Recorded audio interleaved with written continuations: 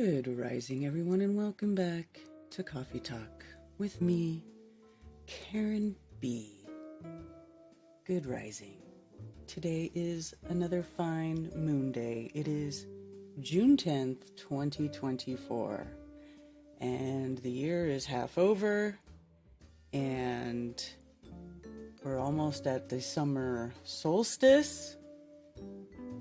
Holy smokes, right? I feel like they go by faster and faster. Everybody says that though, right? Although the month of May did kind of drag on a little bit for whatever reason. Good to see you all here. Hi, Carrie on Rockfin and Mark One Traba. And to anybody watching over there on the Rumble. I still can't get OBS to stream to Facebook for whatever reason. I don't know what's going on there. I haven't really taken too much time to do it. I disconnected and reconnected and tried to fix it, but for whatever reason, it's just not working. But whatever. I didn't really give that many viewers on Facebook anyway. Scrotal Xerox, Truth and Justice, Redondo Rocket, Solver Mist, Jay, Jameson Kimbrell, Boston Ray Mudflood, Billington Plain and Simple, Psyop within a Psyop, Artist Seer, still in Guatemala, good for you, having fun with your grandbabies, Annie D, Ted Summer, Stephanie, good to see you, Zulu One, much love and throw punches, Voy, hey Voy, good to be back. Where did you go? You were at a FE festival in the Netherlands? Oh! Gregory May, feeling like winter in San Diego. June gloom time? Is it the June gloom time over there in San Diego? I remember that. I still get email notifications you're on Twitch. Oh, that's cool. No fleas, no mosquitoes. I can deal with ants. I just don't like, I don't want any of those things in my house. That's all I gotta say.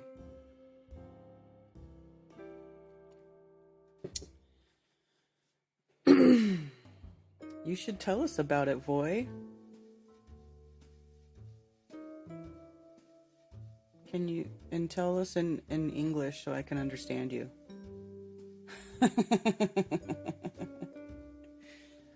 Did you guys know that I met Voy in real life in Amsterdam all those years ago when there was that conference, that Flat Earth conference in Amsterdam that Dee Dee and John put on?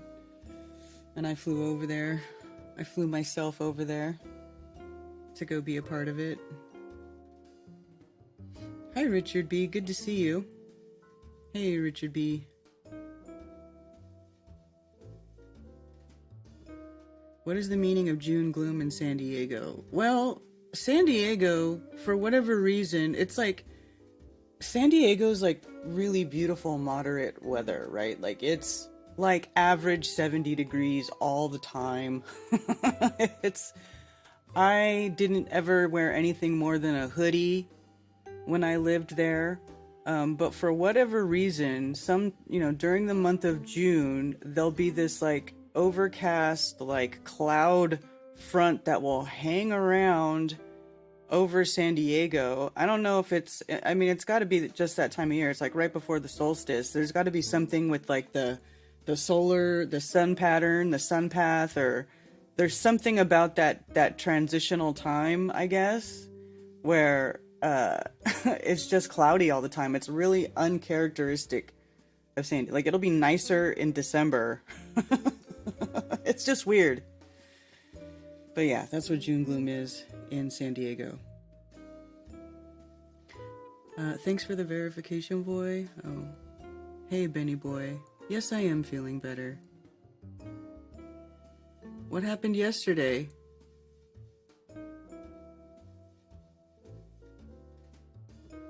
You were shunned for Flat Earth?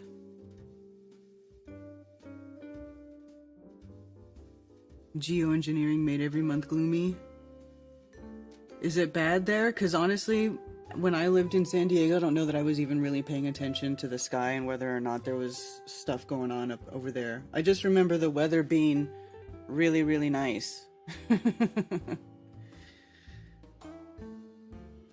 LA too, grew up in Torrance, Redondo, always fogged by the beach. Yeah, I mean, and I grew up in the San Francisco Bay Area, and that place is notoriously foggy, you know? So, San Francisco's foggy. There's a lot of foghorns and stuff out there because it's so foggy, like the lighthouses don't really work, so they have to have foghorns. You know, like if you go to Half Moon Bay, you'll hear it going. It's like, but it's not like a it's like a weird like boop boop, like you'll hear it. Anyway, Sarah G, hello Sarah G.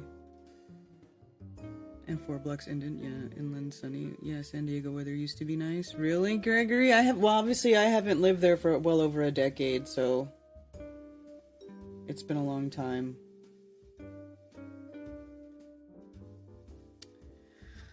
You tell me. What up?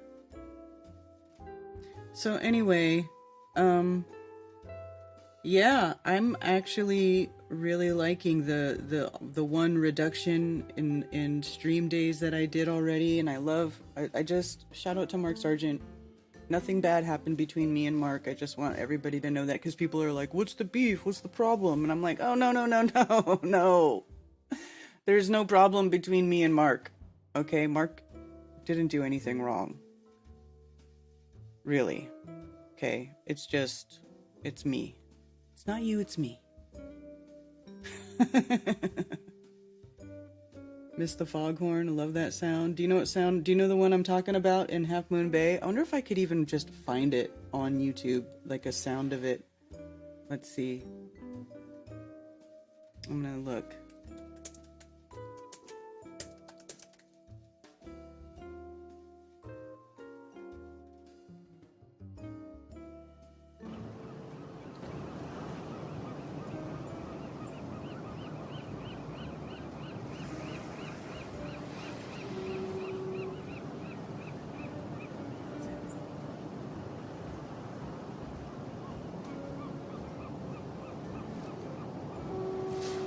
Yeah, see, boop, that's it. That's their foghorn in Half Moon Bay. I grew up listening to that.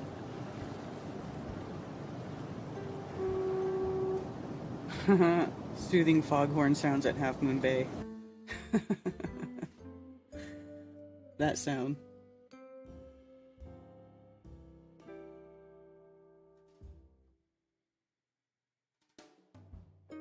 Mark is bringing Patricia back, or she is returning. Okay, well, here's the thing. Patricia and Mark used to do streams a long time ago. Anybody who's been around long enough will remember Patricia did Flat Earth and Other Hot Potatoes, which was her show where she interviewed other people. And then and then Mark and Patricia did shows together, and they called it The Secret Show. So that was just Mark and Patricia just getting together on Patricia's channel, just talking about whatever. It's called The Secret Show.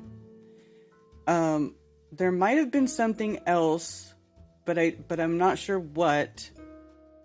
I'm pretty sure when Mark and Patricia were doing shows together, it was called The Secret Show.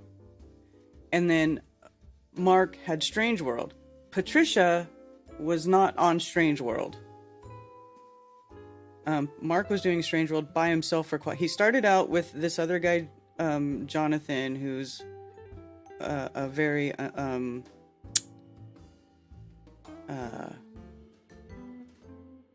anyway, you guys don't, if you don't know who he is, there's a reason for it. I'll just say that. Okay, so then that guy left, and then Mark was doing Strange World by himself. I don't think he had a co-host until me after that. Pretty sure. So then I left recently, obviously, and I guess Patricia reached out to Mark, and now Patricia will be doing Strange World. As far as I know, tomorrow she will be joining him for Strange World. I don't know for sure, but that's what it sounds like, which is cool. That's cool. Hello, Martin Ellen. Effie Viking. Yeah, he stated pretty early on in the show that she's coming back tomorrow. Yeah. Yes, I was watching. That is my understanding as well. I heard the old "it's not you, it's me" when dumped before, just messing. I know. That's why I said it. I was being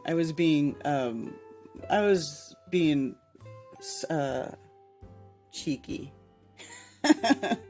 But it is, though. It's me. It's like, it's something that I wanted to do. I've been wanting to reduce the time streaming because I want to focus on more, better, higher quality produced content. And if I spend all my time streaming on these odd days too, there are weird days that are all broken up. It's like spread out throughout the week. It's hard for me to switch gears from doing something like that to working on a project that takes focus and long-term attention in chunks to get it done. Because when you're working on stuff like that, you really you're putting together a timeline. It's much more orchestrated and it's much more involved.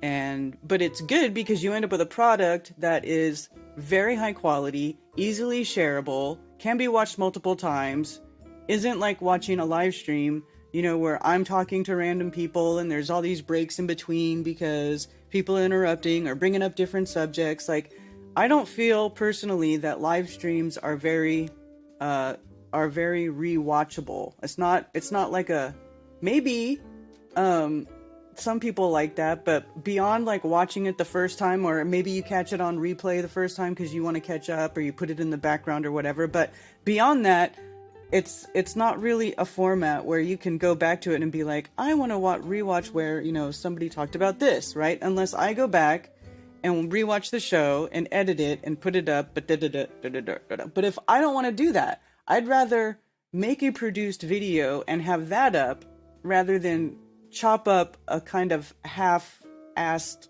live stream discussion, if that makes sense. So,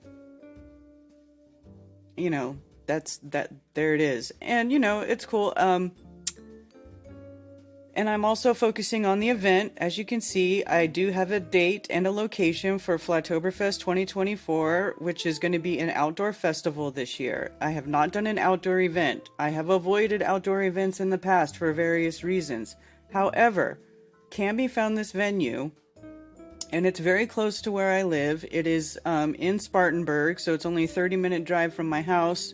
So I was able to go there and get a tour of the property by the guy who manages the events for the property owner. And I met the property owner, and and they also were kind enough to invite us back to the property for the viewing of the fireflies, the get together that they had there. So you get to kind of experience, I got to experience and feel what it's like to be there, hanging out, versus also just getting driven around in the golf cart, because he did have to drive me around because it's 55 acres.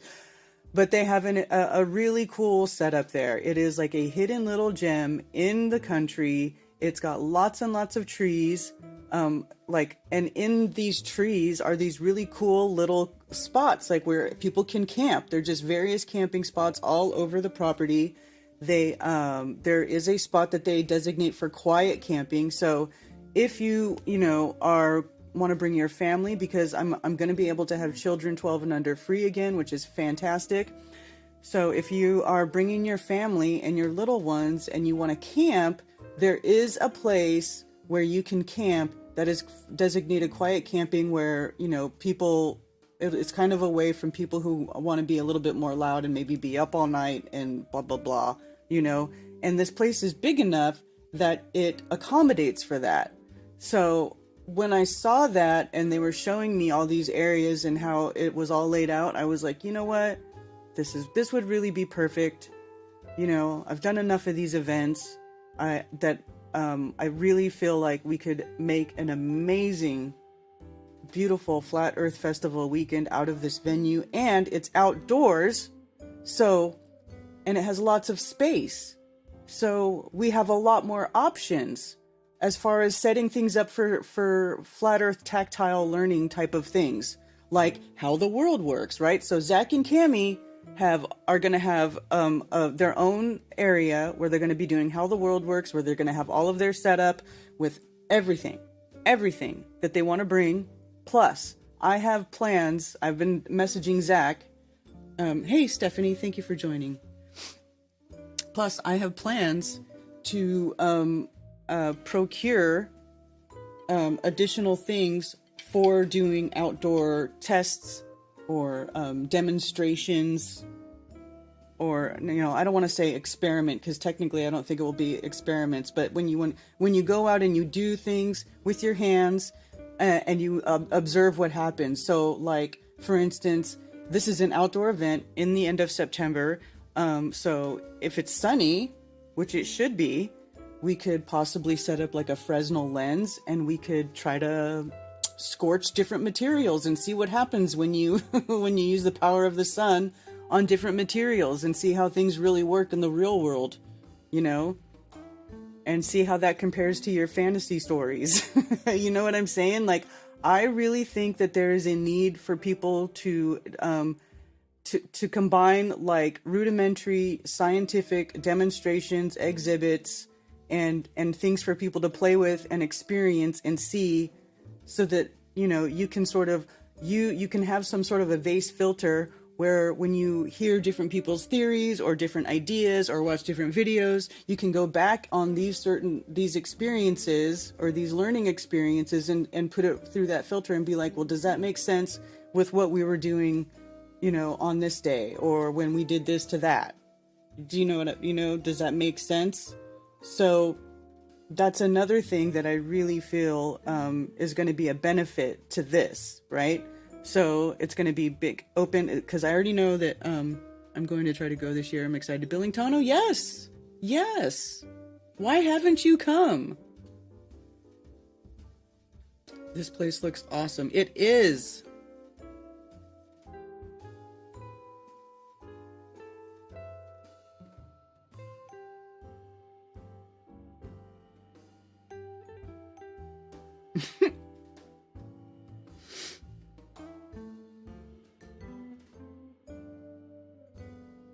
Will the fireflies be there? Not in September. I think they're done by then. I don't believe there's any more fireflies in September. I'm not sure, though.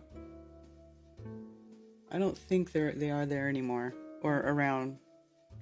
Fireflies are out right now.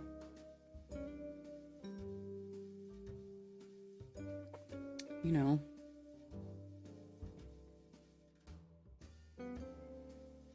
Boston Ray will rap and perform for free.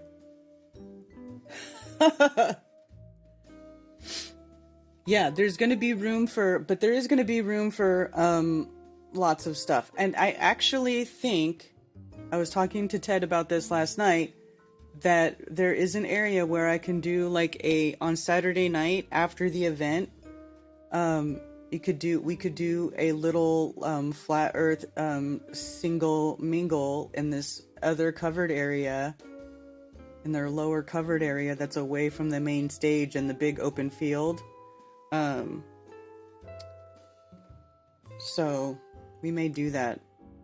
And what you guys see on their website, by the way, if anybody has gone and looked at the Music Camp website, I know some of you have figured it out and found it out, but it's incomplete.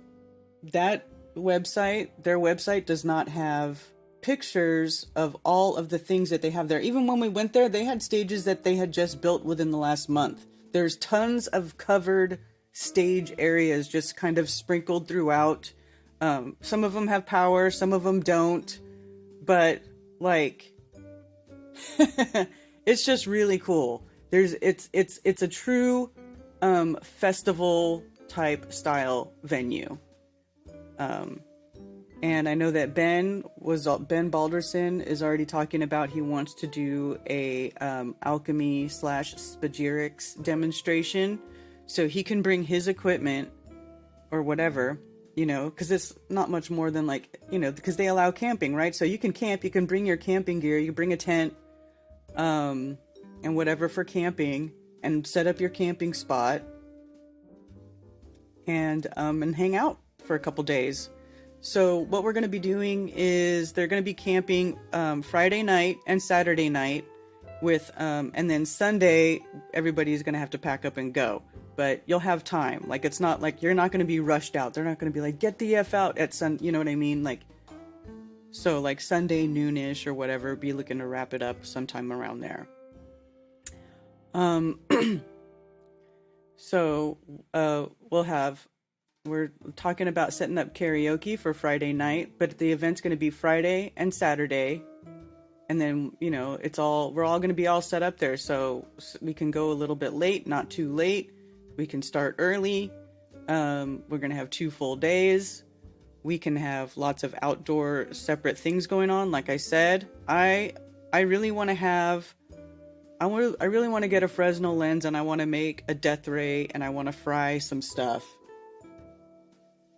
Are there places for an RV? There is limited RV. See, okay, I started setting up the ticket sales today, and I have non-camper tickets and camping tickets that is tent camping. Tent camping, that's what I should call it, tent camping. Now, you can bring an RV, but the thing is that it's very limited. There's no dumping, so there's no hookups like for the sewer part of the RV. No dumping. There are RV power plugins, but the thing is, see, I'm kind of torn about the RV thing because there's only a certain amount of power that runs to the property and the stage and everything. So all the RVs, the more RVs that go there and plug into the plug-in thing, the more power they draw from the event itself. So there may have to be rules where you can't plug in the RV during the event time. You have to do it at night, charge at night or whatever. I don't know how those things work. I'll have to think about that. But there's only like 4 or 5 plugins for power for RV. So realistically, if there were going to be RVs, there's only like 4 or 5 spots for one. For RVs. Never go full RV. Right.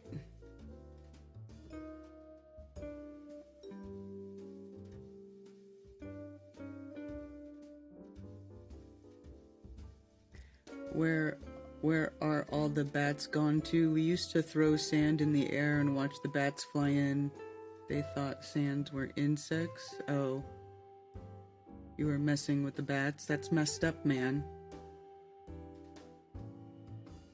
Just empty the black-gray water tanks on the way and you'll be fine. No RV allowed. Well, there might be a couple of RV. I'm gonna have to limit it because I don't want you RVers taking all the juice away from my event. You know what I mean?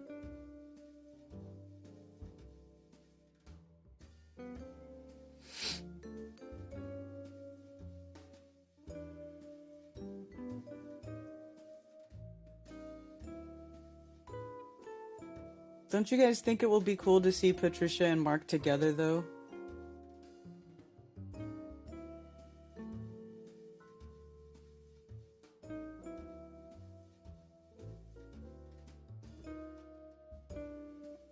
Oh, I have to change that call-in number. Don't call that number.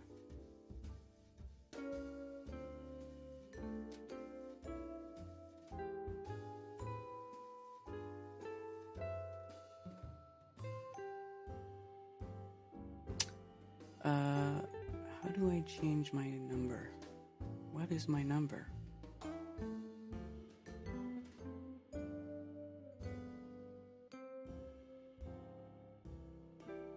I have to go back to my 666 number.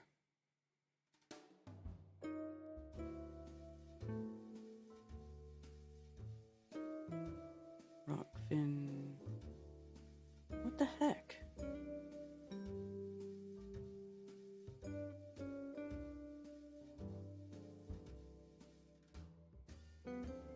Oh, there it is. I found it. What is my... I almost forget my voice number.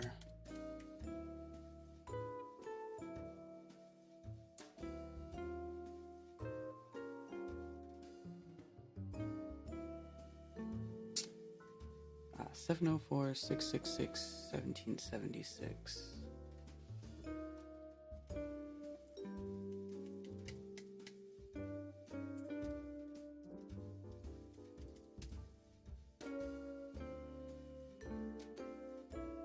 Hey, what's up, Lord Racer?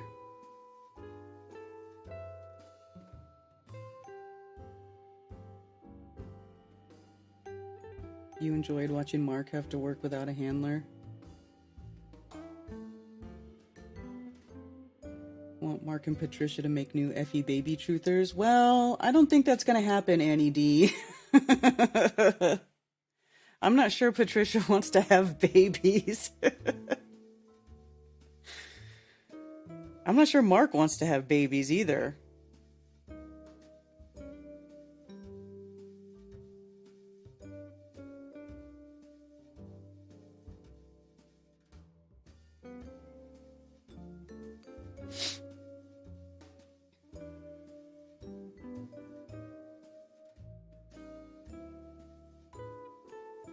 Just another Moonday over here. Maybe we can help and have camping stuff ready here for you guys. There's also hotels. If you don't want to camp, but then of course you have to get back and forth from the hotel to the venue. And then I'll have to list the hotels that are over there, which I haven't done yet.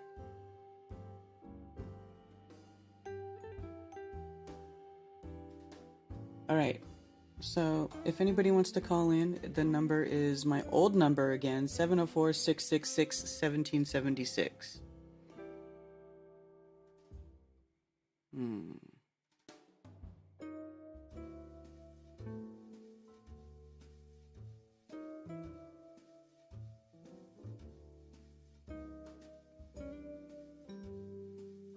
CSV is a true brother.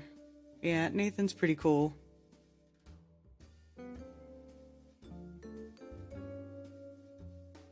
What's up, effed up world?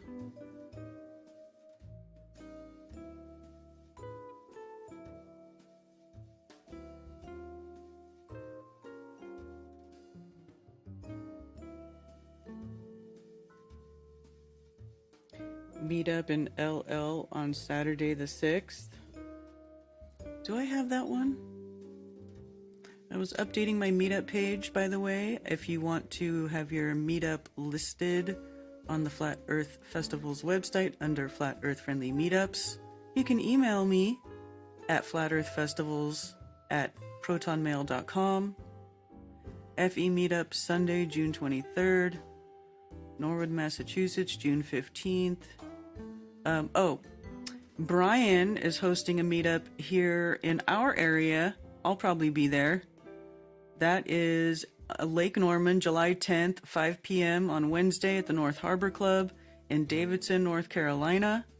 Brian needs an RSVP for this one, so email him at ricefoot@gmail.com if you're in the Carolina area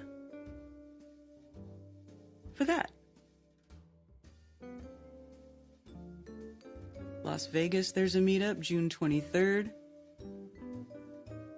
Oh, Long Lake. Oh, here you go. Shaking Hands with Strangers, Saturday, June 15th.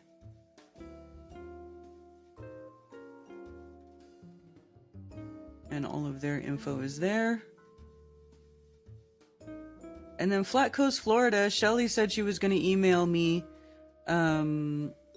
meetup details for her next meetup, but she hasn't yet, so I'm not sure what's up with that. Fort Collins, they're still doing their thing, first Tuesday of every month. Also, there's another camp out event if you're in the Colorado Springs, Colorado area. There is Jam in the Plain, a truther jam session, talent show, barter, meetup, camp out on private property. So if you click on this, You can get the details for this guy who runs it. His name's Josh Perkins, and his email. He's got a Telegram group. So there you go. Contact him if you want to go hang out over there. Fort Myers, Florida, still doing their meetup. They just changed their contact information. Was this the one that changed? Yes, I believe it is. So lots of meetups still going on. Lots of recurring meetups. I have a recurring meetups tab. So if you see these meetups come up under the recurring meetups tab, it means that these groups meet on a regular basis, at least once a month. Cary, North Carolina, at the location of the very first Flat Earth conference. St. George, Utah, hosted by Kyle Adams, who's on Glowbusters Tech with me and Cammie and Zach. All right. So tons of stuff going on around the plane for you guys. Was the phone number assigned, or did you choose it for giggles? I chose that number. When I went and got myself a Google Voice number, that number came up, and I was like, oh, 666? Yeah, buddy. Easy to remember. So, yeah.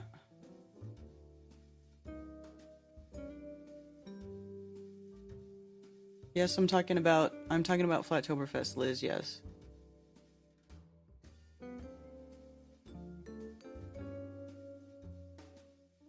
Thank you, I Am Ion's cat. Is Aisling here?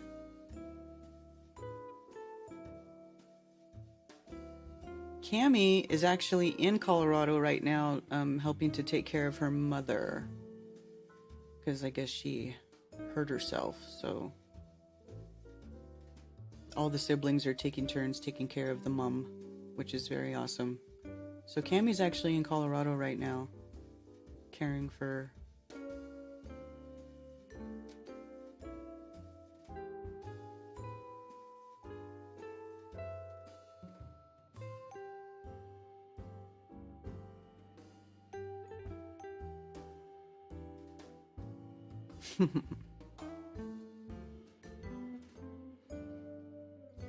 All right, so there was one thing I wanted to share with you guys. Introducing the Star Calendar Calculator. This is LC King's app that he made, and it is a app for the calendars, different calendars, star calendars. It's pretty cool.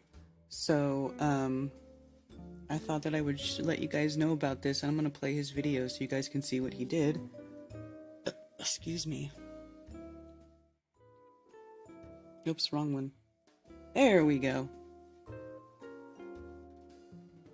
Introducing the Star Calendar Calculator. The Star Calendar Calculator is a one-of-a-kind calendar app that integrates the modern Gregorian calendar with the 364-day calendar and the 360-day calendar, allowing quick and easy conversion of dates. It also allows the user to quickly reference where they are in the year in relation to the seasons and the stars. Within the Star Calendar Calculator, there are 6 easy-to-follow clock faces to interact with: the 364-day calendar, the 360-day calendar, the Gregorian calendar in relation to the 360-day calendar, the seasonal display, the 364-day calendar in relation to a deck of cards, and the zodiac display. The calendars have an easy-to-follow clock face design that allows the user to quickly view what month, degree of the year, the day in the month, and the time of the day. Dates and times of your choosing can be inputted into the app to quickly view the date in relation to the calendars, seasons, and stars. Within the calendar section, dates and reminders can be added and shown between the Gregorian and the 364-day calendar.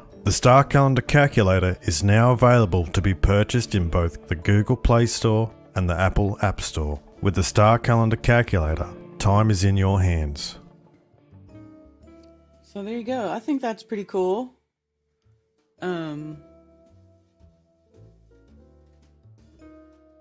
Star calendar calculator. I think it's interesting. I have not downloaded yet. I need to download it and play with it. But he sent this to me in Skype, and so I wanted to share that with you guys. Anybody interested in looking at the different types of calendars, how they relate to the seasons?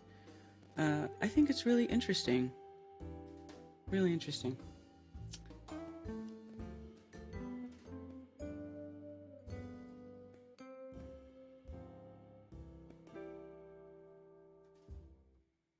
What do I think about the final experiment? I gotta be honest with you, I've not been following it that closely. Do you want to tell me what is it a final experiment is where they get a bunch of people and they go to Antarctica?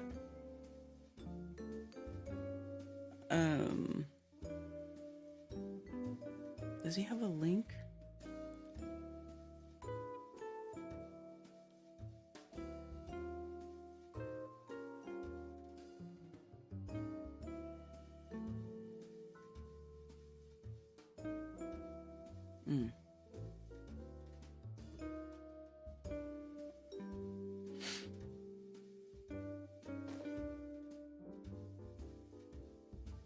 Everything is split into four, and the fourth is the foundation for the first. The fourth is always the darkest of them. 4 years, leap year, Olympic year, election year, moon month, seasons, and all life. Antarctica to see the 24-hour sun. So, okay, here's my question. Let's say that they all go to Antarctica and they see a 24-hour sun. Does that prove the Earth is a globe?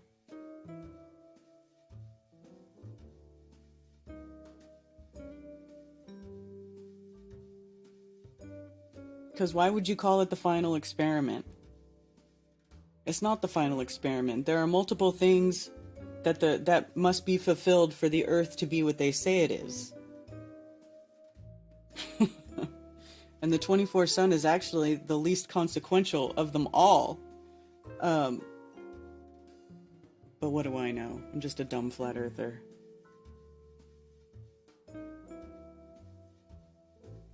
You know, I interviewed David Beverly, who used to work for NASA.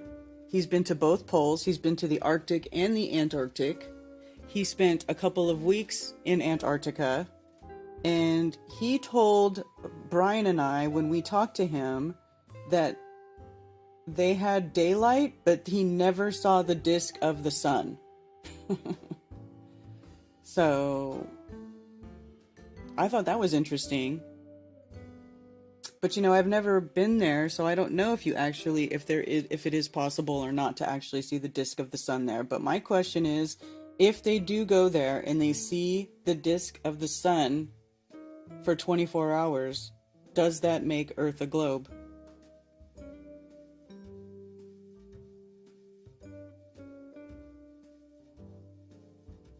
What's the second sun vid on TikTok vids? They're going to the peninsula and the final experiment is pointless? Is this a YouTube channel? God, it shows you how,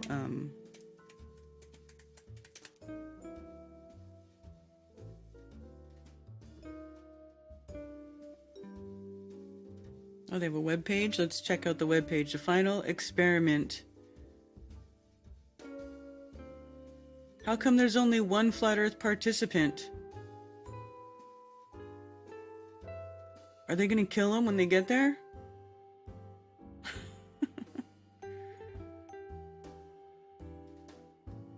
Jaren? Dave McKeegan, FTFE, McToon, Wolfie60, Creaky Bun. Oh my god. Jaren's gonna go to Antarctica with all of these people?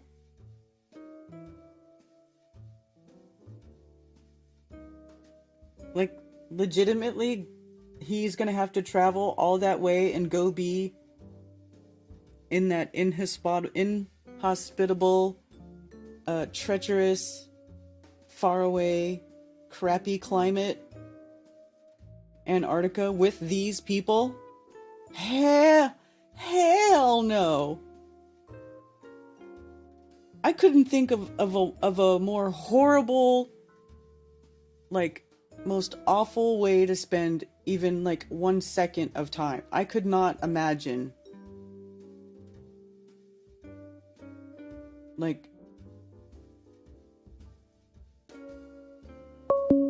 I couldn't imagine.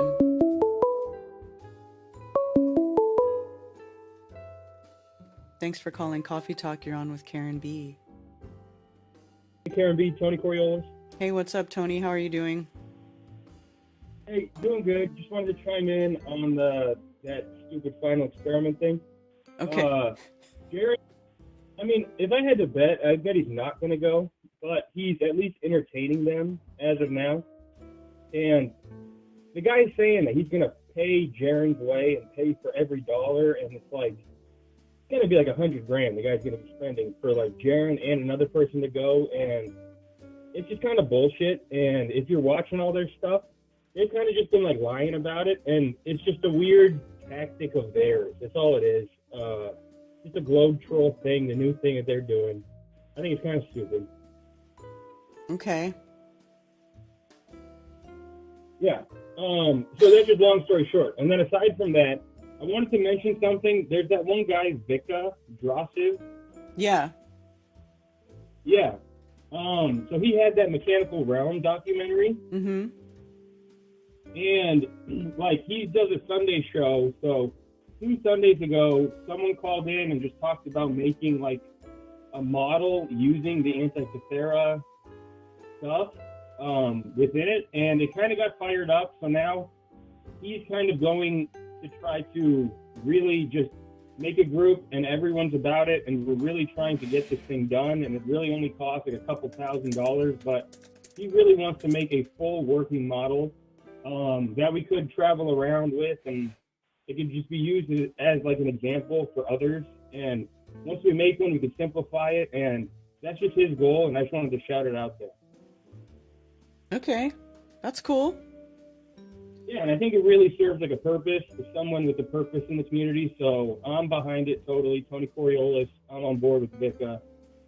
Yeah. Wanted to shout it out to anyone if they are interested. Yeah. I agree. I like what he's doing over there, and so yeah, good shout out. And when he said that he wanted, just when we were discussing it on the thing, someone said, does anyone have a full working model type of thing? And then, as you said before, Zach and Cammy with the How the World Works exhibit, I just feel like they probably should have Vika on again, or Vika have them on, and they just discuss, you know, stuff further. They could be good people to have contributing to the group. And I'm not really even sure how to get it off like the ground, but I'm just excited for what could come of this. Yeah, that's cool. Yeah. Mm-hmm. All So right. yeah, I don't have too much. I'm waking up a little spacey here in the out-of-town spot, but I wanted to mention the Vika thing, and I want to just say that final experiment, I don't believe it. And even Jaren just did a recent interview with that guy who's throwing it on, this Will Duffy guy. And I guess, just as you read, how, McToon's going, Dave McKeegan, Wolf, like all these people, apparently that's not true. So I don't know. Yeah, I it's a find way it hard to overpriced- believe. Yeah, it's a way overpriced trip. They've been doing the trip apparently for 25 years, this Utah company that does it. And in the 25 years, no one has just, you know, done this, like captured it on film. Like, I don't know. It kind of makes no sense. And Jared even said, even if they go, it's going to be like all cloudy and shit, and then they're just going to lose the cost. And I guess he kind of thinks that they're going to do it just to say like, oh, look, the flat earthers won't even go. And I just don't want anything to do with them, so I turn them down. But to each their own. I kind of get Jaren's logic of saying, well, see what they're doing. If I don't have to pay a penny, let them try. But I don't know. It's sketch, and it's by them, so I don't trust it. All right. Yeah.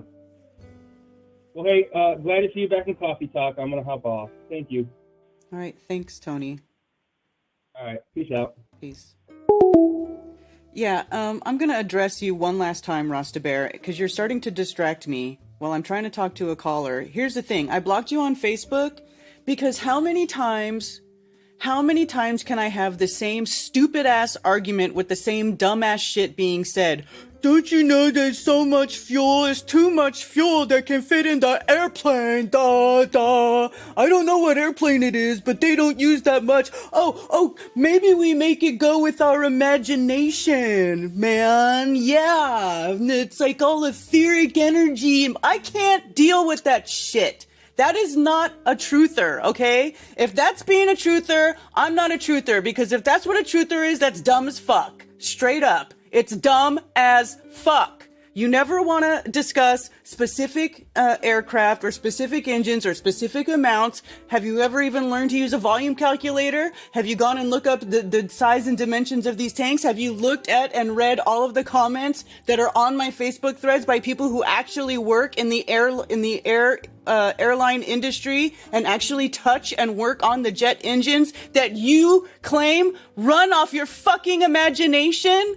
Like, I'm not obligated to keep entertaining stupid shit repeatedly over and over and over again. That's not what being a truther is. That's not what I'm here to do. That's for fucking sure. So, yes, I blocked you on Facebook because you say the same dumb shit over and over, and it's nonsensical, it has no bearing in reality, and it's a waste of my time. Now, if you're gonna be here wasting my time and trying to interrupt my chat, I'll block you here too, because I don't give a fuck. I am done wasting my time. I'm done wasting my time on bullshit.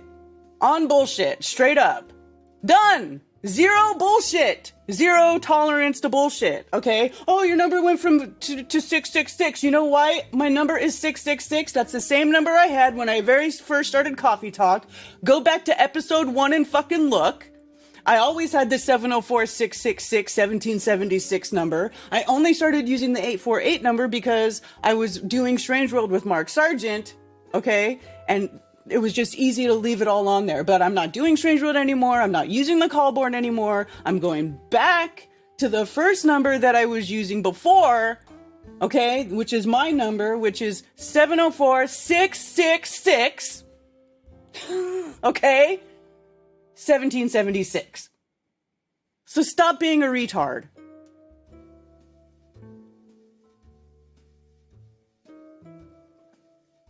Hi, Nathan.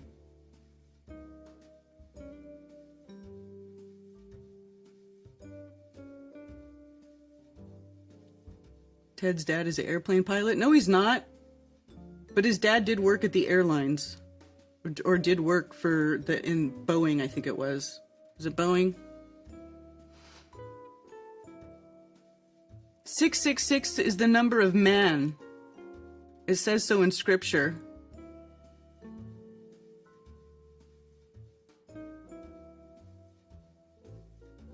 Bye. I left Strange World. He didn't kick me off. I left. Get it? Don't get it twisted. You missed Rasta Bear coming in here and being a fucking retard again.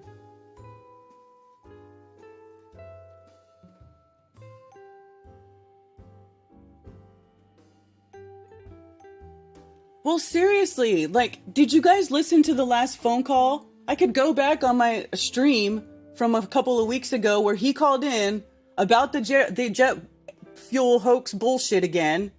And he said that the planes, maybe we make them run off our imagination, man. Like, get the fuck out of here. That's what, and then it made me, remember? And then I played the Jerry link, the Jerry DeCamp clip, where I go on and I join on Bro Sanchez's stream. And I asked him, what are the bricks made out of? And he says, oh, we imagined them. We just imagined them. Yeah, we're all having a shared experience and we imagined them. Isn't it funny how the imitation of Jerry DeCamp sounds like Alex Jones? Whatever. I just, you can't call yourself a truther and then run around making up stupid bullshit out of your butt rectal extractions and be like, yeah, man, I'm after the truth about the realm, man. Get out of here.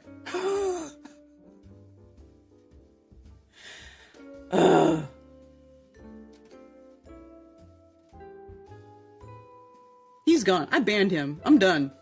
I am done.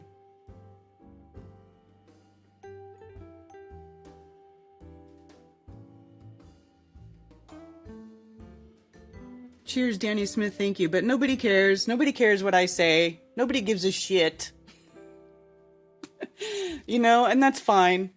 It's like everybody keeps bringing all these same repeated subjects back to me to bring up, right? And they act like I didn't look into it. They act like I didn't look at the same things that they looked at and form my own opinion, which was different from theirs. That just can't be possible. Oh, Karen just needs to watch more videos. Oh, Karen, you didn't really research. Yes, I do. I look at tons of stuff, okay?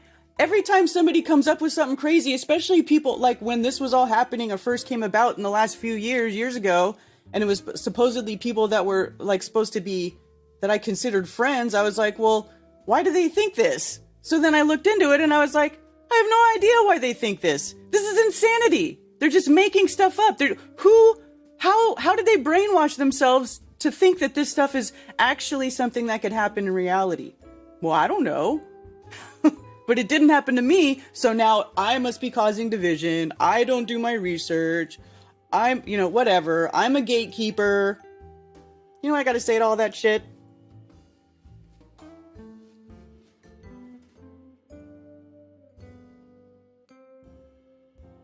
Because I wanted to.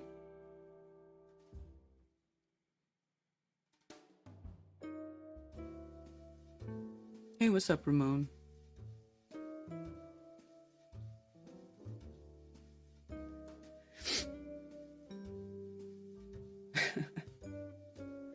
Yeah, so anyway, let's see. The final experiment. The final experiment is a way to settle the shape of the Earth debate. Both the flat Earth side and the globe side agree that whether or not there is a 24-hour sun in Antarctica will confirm if we live on a flat plane or on a globe. A 24-hour sun cannot work on a flat plane in the south, and the sun cannot set on a globe during the southern summer.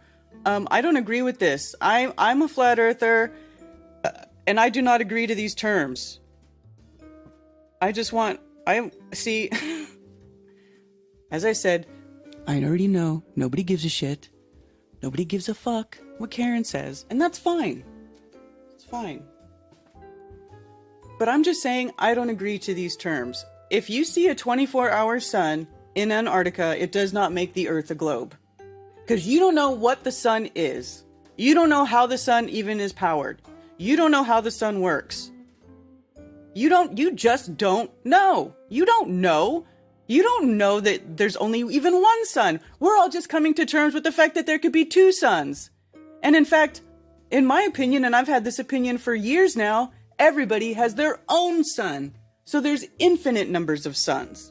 But you guys don't know what the sun is or how it works. Okay? And a 24-hour sun in Antarctica, in my humble opinion, does not mean that the Earth is a globe, because there's still no curvature. There is no curvature. If the Earth physically is a ball of the size and shape they say it is, we have many different types of formulas to figure out what we should see as far as curvature goes. We should see the effects of curvature. We should see it. We see beyond the geometric curve all the time. So you tell me, after knowing that, all of the visual observations that probably a bunch of you have done yourself, I know I have done myself, right? All the ones that you've seen documented, the taboo conspiracy video, 37 flat Earth experiments that prove the Earth is flat or whatever, where it's like it's a bunch of people doing that. They're out making visual observations that prove that the Earth cannot possibly be a globe the size and shape that they say it is. So if you see a 24-hour sun in Antarctica, do you think that makes the Earth a globe? I sure don't. I don't give a shit what you see in the sky in Antarctica. The Earth is not a globe. I don't care if you see 3 suns in Antarctica. You know what I mean? Like, it doesn't matter what the sky does because the Earth is a level, textured, topographical plane. It's got mountains, it's got valleys, there's water, it's, you know, there are land features, but the overall Earth is based on a level plane. It's not a ball. It's a plane. So if you see a 24-hour sun in Antarctica, what does that prove? It proves that you don't know what the fucking sun is. That's what it proves. It proves that you have even less of an idea of how the sky works than you thought. Or maybe some people will confirm something. I don't know what people look at or what they understand. But to me, it's like, oh, if you see a 24-hour sun in Antarctica, I'd be like, well, that's interesting. But the Earth is still not a globe. So I just want to say, as a flat earther, I don't agree to these terms. I don't know who agreed to these terms, but I don't agree to these terms. Final experiment was created by Will Duffy, who pastors a small church outside Denver, Colorado. Oh, okay, so this is the guy. I remember seeing Jaron go live with the Will Duffy pastor guy. 24 flat earthers and 24 globe earthers were handpicked to participate in TFE. They were picked as the top representatives of their respective sides. Of these 48 participants, 1 flat earther and 1 globe earther will have all expenses paid for their trip to Antarctica this December. The others can join us in Antarctica if they pay their own. Whatever. This is bullshit.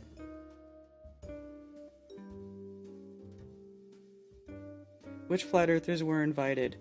Flat Earth Dave, Eric DeBay, Jaronism, Mark Sargent, ODD TV, Dean Odell, Nathan Oakley, Witsit Gets It, Allegedly Dave, Flat Earth Millionaire, Matt Long, Flatzoid's Perspective, Taboo Conspiracy, Eddie Bravo, Santos Bonacci, Caleb F.E., Beyond the Imaginary Curve, Kingdom in Context, Hanging on the Words, Hibbler Productions, Celebrate Truth, and D Marble, Bryce Mitchell, and Globebuster. Who's Bryce Mitchell?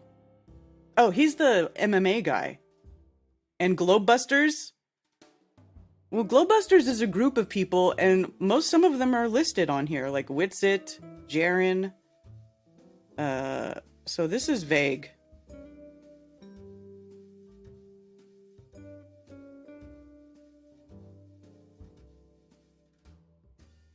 I just want to know what flat earther agreed to these terms, that if you see a 24-hour sun in Antarctica, it confirms that the Earth is a globe. Because that's some bullshit. What are you guys doing?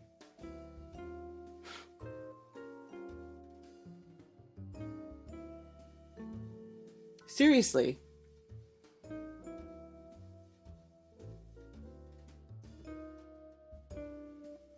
You thought the same thing, hearing you say it is good. Yeah. There's only one test worth discussing anymore. Fly directly across Antarctica. No more BS. Science experiments are not getting things done here. That's true, MFT, because we've done so many experiments and tests. And so, hi, Cammy. Final experiment is a load of crap. The Earth is flat no matter what the sun is doing. Anything it does just help us understand what or how it works and has no connection to the Earth being a globe. Thank you, Sergey. I agree 100%. The fetal experiment. 24-hour sun in Antarctica just proves that the Bible is true and that the sun does a circle above the Earth.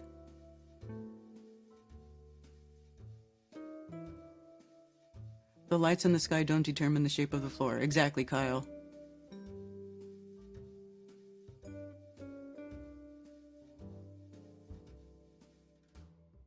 I don't understand why people think everyone has to believe everything they do to get along. I don't either, but, you know, here's the problem, is that some of it is not just, I don't believe it. Some of what people are saying is just blatant freaking lies. I mean, it's just complete fabrications and lies. And it's being pushed like truth by like cultist believers. And I just can't, I have to try to not be part of that because I don't agree with it.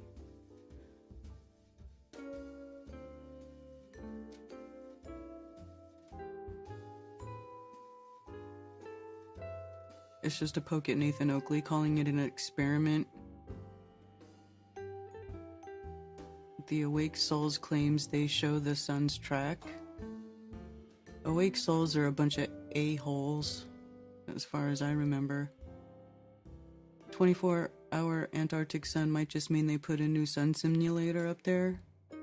I don't think that they put sun simulators in the sky, because the sun is not a physical object. It has an apparent position, and it looks like it's in a different position from every observer. So I don't believe that man is able to put a physical object in the sky to mimic or cover the sun. I don't believe it's possible. Clark and Rosie.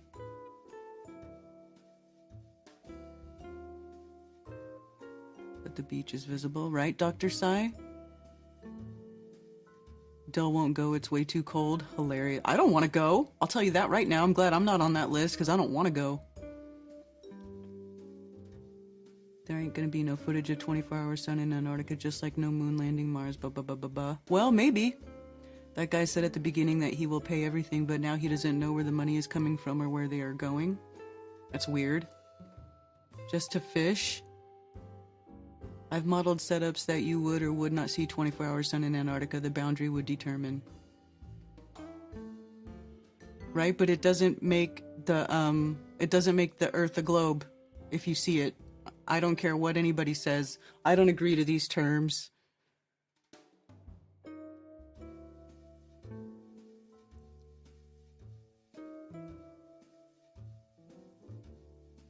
The whole Earth isn't just a physical and material shape. I don't know what shape the Earth is, I know that much, because I know flat is not a shape, it's a descriptor.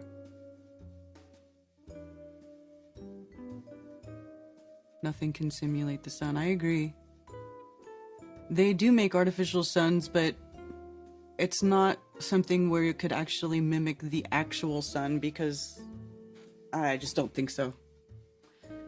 I just don't think so. Let's send Awake Souls one way. I'm with you on that, Effie Viking.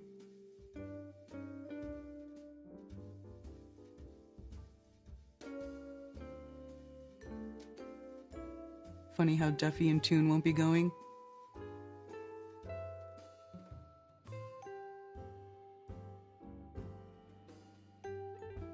Yeah, so, I can see why you guys think this is a pile of doo-doo, because it is.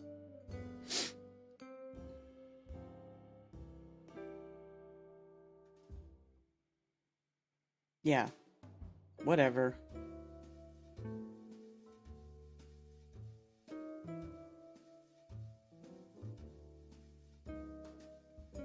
Final experiment participants. Flat earthers need a globe earth geography lesson. Is this that guy? Is this the Duffy guy?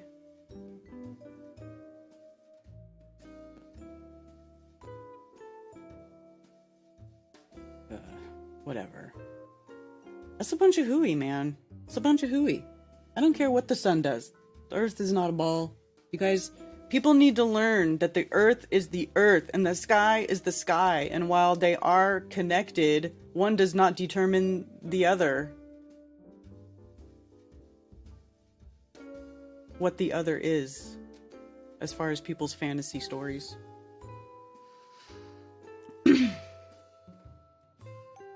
Nobody has even been to the ends of the earth, so how could it be a known shape? Only by scripture we know it's a circle. Yeah. Only by scripture we know it's a circle. And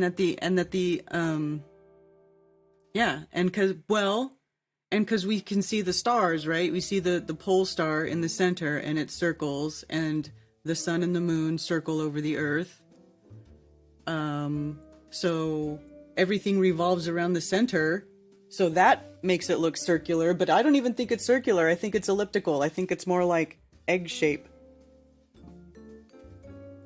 It's more like it's not perfectly circular, right? Because that's nature. Nature is not typically made of a bunch of perfect shapes. It's it's imperfect in its perfectness.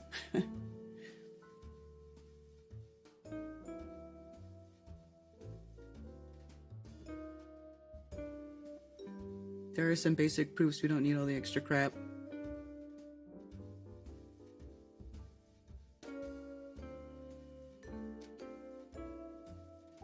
Duffy claimed he paid everything from the get-go, and now he's saying that he doesn't know where the money is coming from. Oh, so what? Now he's saying he doesn't have the money, he can't do it?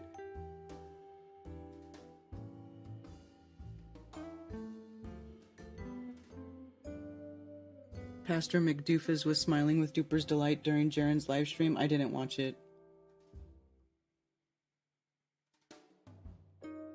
Should I point my son at the telescope and do a live stream? Well, make sure you have a filter on it. Don't. I'm assuming you have a filter on it. What if you see a reflection of the dome once it sets or something like that? Would just see it south or to the north doesn't mean anything about the earth. Maybe could help with how the dome acts. Yeah. That could be that coffee cup caustic type thing. Kind of effect. I mean, I don't know.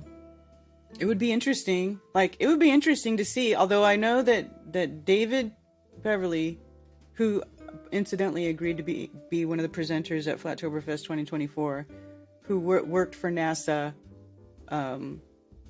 said he never saw the disk of the sun when he was in Antarctica for a couple weeks. Never actually saw the actual sun. It was light, but didn't see the sun. So, yeah.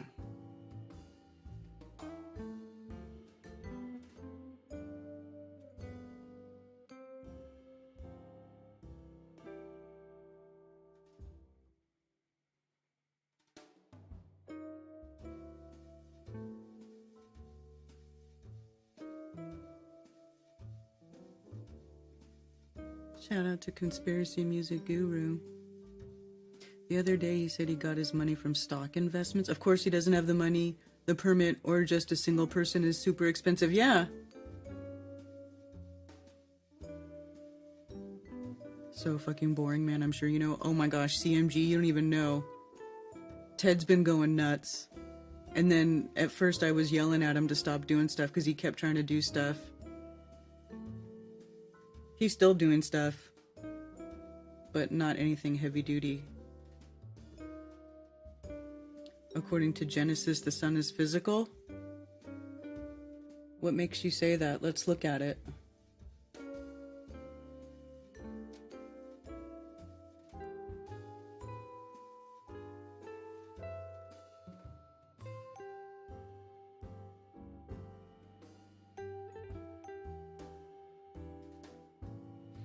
And Elohim said, let lights come to be in the expanse of the heavens to separate the day from the night, and let them be for signs and appointed times and for days and years. And let them be for lights in the expanse of the heavens to give light on the earth, and it came to be so. Elohim made two great lights, the great light to rule the day and the lesser light to rule the night and the stars. Elohim set them in the expanse of the heavens to give light on earth, and rule over the day and over the night, and to separate the light from darkness, and Elohim saw that it was good.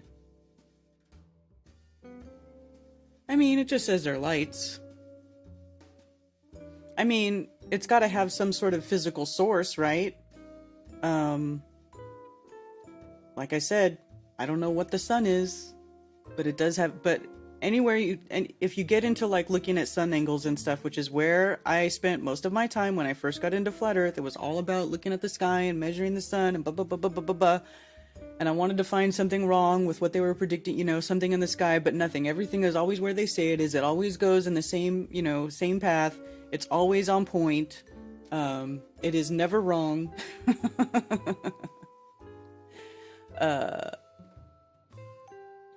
But what powers the sun? What is the physical source of the light that we see as the sun?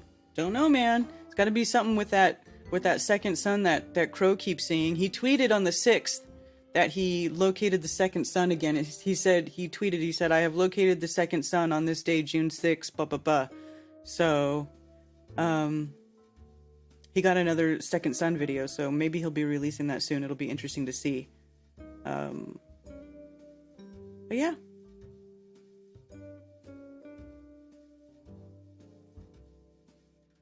Of how many rockets were spun up last week. SpaceX, Space Force, NASA, India. A lot of rockets for 1 week. Yeah, I saw that SpaceX was sending that stupid thing, that Mars ship. And oh my god. I wanted to vomit. Speaking of all that stuff.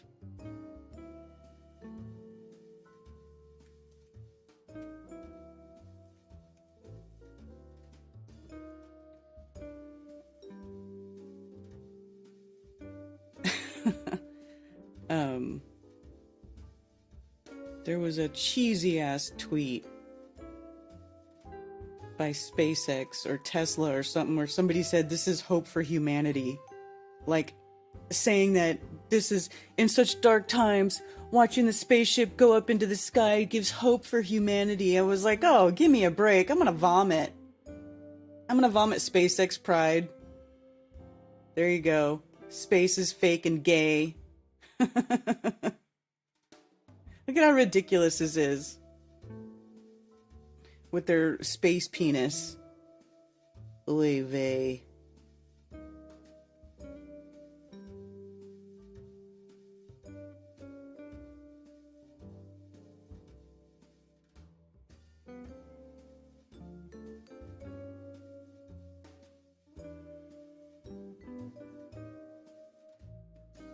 Yeah.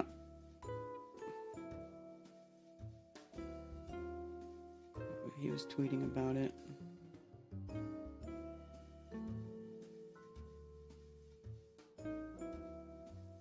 My dream is to reach Uranus.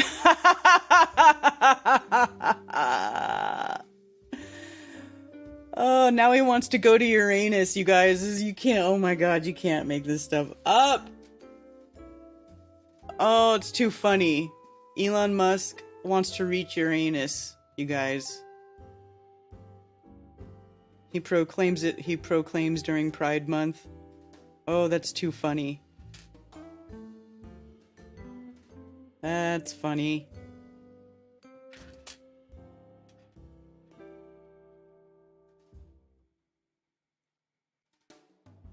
Oh, too funny.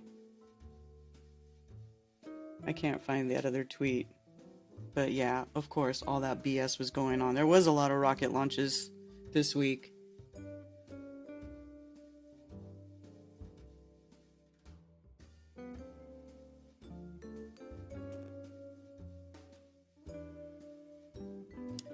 I just want to be able to go back to work. Yeah, but I can show you a mock-up of how it can work in perfection with ceiling doesn't set ground parameters.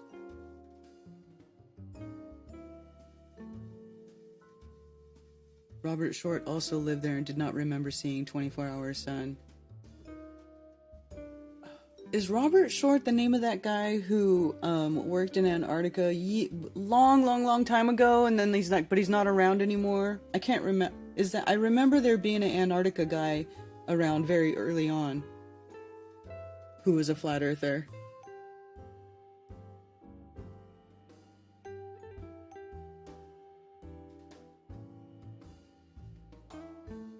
Burned right through the firmament? You believe this starship went through the firmament?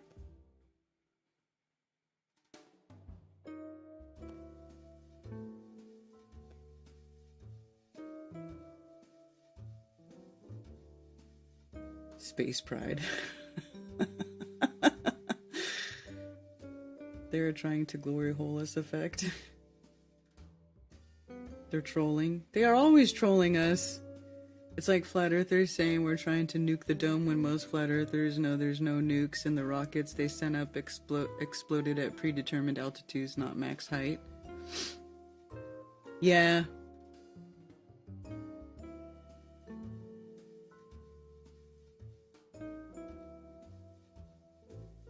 There's a non-binary asteroid. Shut up. Shut up. I mean, I wouldn't be surprised if they did actually put some stupid shit like that in the news. Let's see.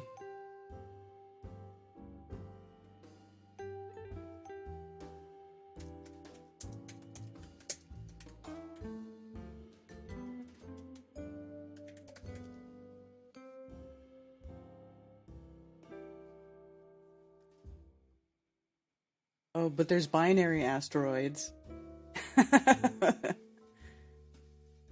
When they have two of them together, so I guess there could be a non-binary asteroid if it's just a loner asteroid. That's funny.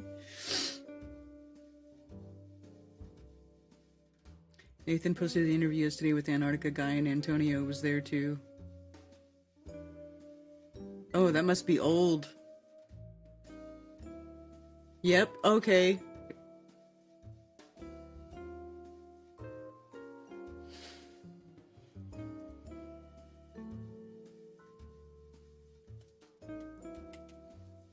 There was something else I wanted to look up and see if it happened, so let me just see if I can find it right now.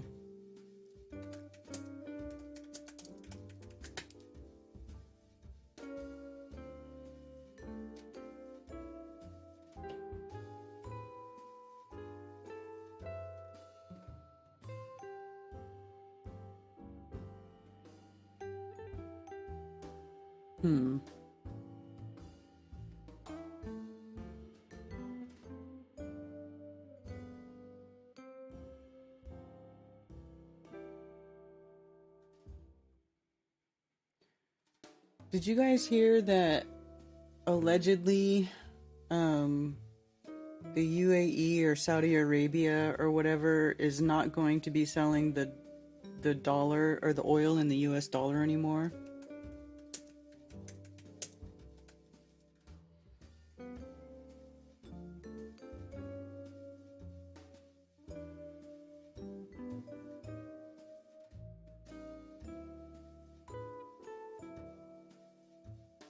Crude settles higher as Saudi Arabia warns of OPEC production increases can be reversed. Crude oil and gasoline prices posted moderate gains on Thursday. Crude rose Thursday based on comments from Saudi Arabian Energy Minister Prince Blah, who said OPEC Plus could cause or reverse its decision on Sunday to boost crude production if prices falter. A weaker dollar Thursday was also supportive of energy prices. I'm not finding anything about them not selling it in dollars, though.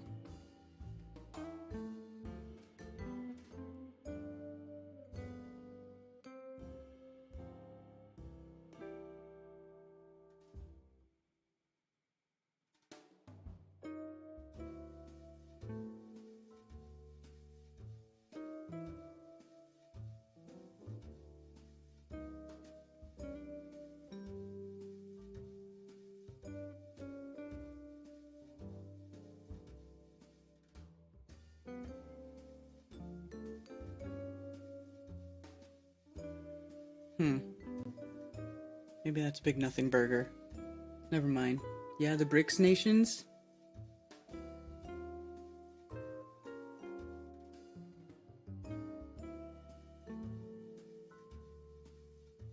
Collapsing the dollar, that's where it starts.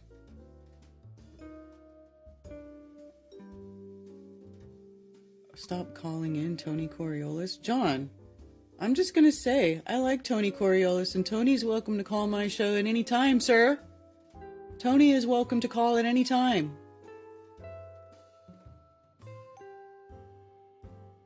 They will accept any currency.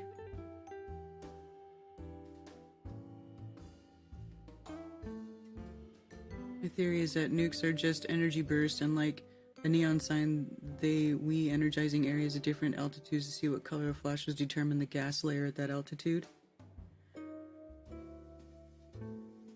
The apparent complete lack of election commercials this year. Well, there's not a lack of election texts, I'll tell you that much. My phone has been getting spammed with this election crap all freaking for months now. For months! BRICS. Okay, let's look up BRICS.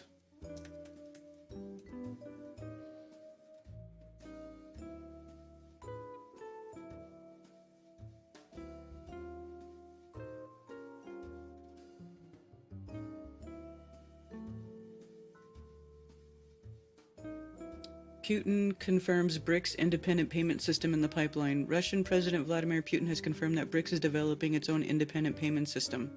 Addressing a crowd of 12,000 attendees from more than 100 countries of the world at the 27th annual St.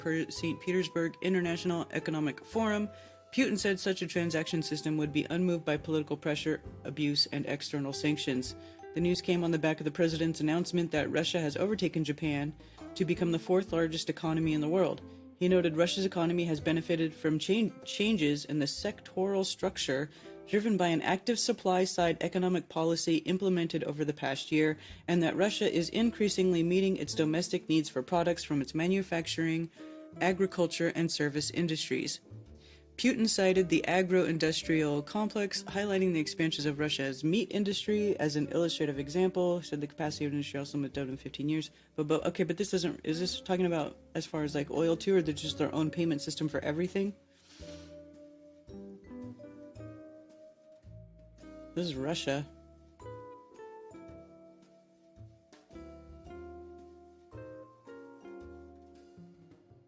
BRICS gathered in Geneva to discuss a new digital order.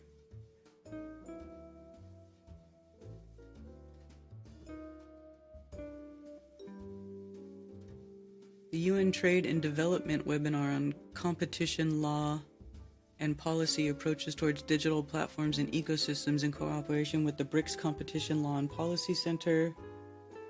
The digitalization of the economy, legislature, trade, customs, logistics, etc. is just entering its most active stage of development, itself a preparatory stage for the automation of the economy. One of the most pressing issues now at the initial stage of digitalization is the still streamlining and creation of regulatory framework for future global processes. This includes the issue of antitrust regulation, blah, blah, blah, blah, blah. Boring. So they want to digitize everything. We already knew that.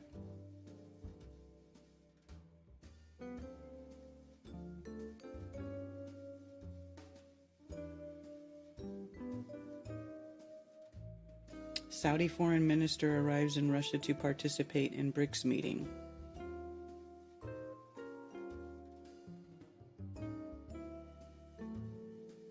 Saudi Arabia is attending the meeting as an invited country to join the group.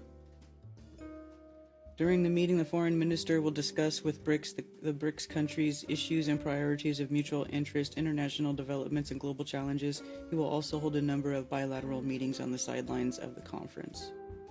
Well, that's a short article.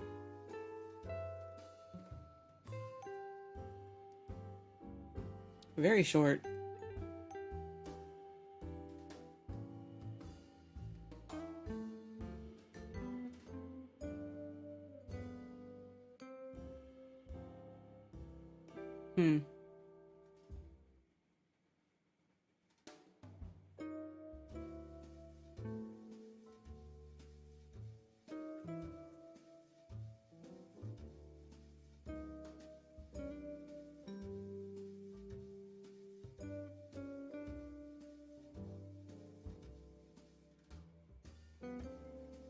A successful coalition of fast-growing economies.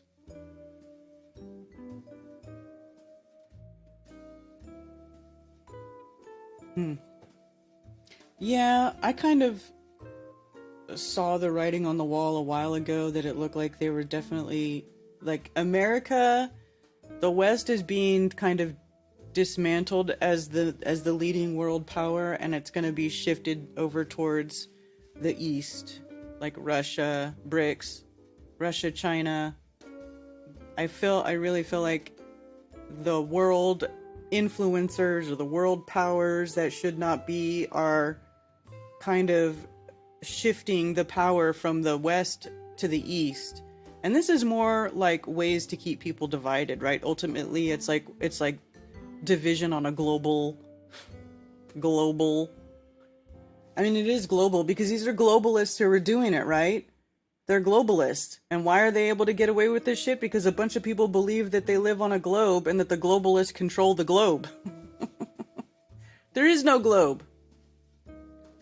There is no globe. And these people only have like a perceived power because people keep paying attention. The masses of people are giving these entities the power, right? So, but it's clear that they're trying to do a shift, and they even worked their angle in on the truth-seeking community, because we are the loudest, most on-point group of people, you know, starting from 2015, 2014, 2016.